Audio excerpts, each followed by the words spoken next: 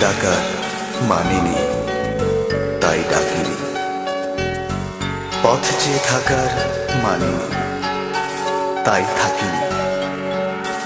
অথচ তুমি চলে গেছো তখন, জীবনে তোমায় যখন ছিল সবচেয়ে বেশি প্রয়োজন।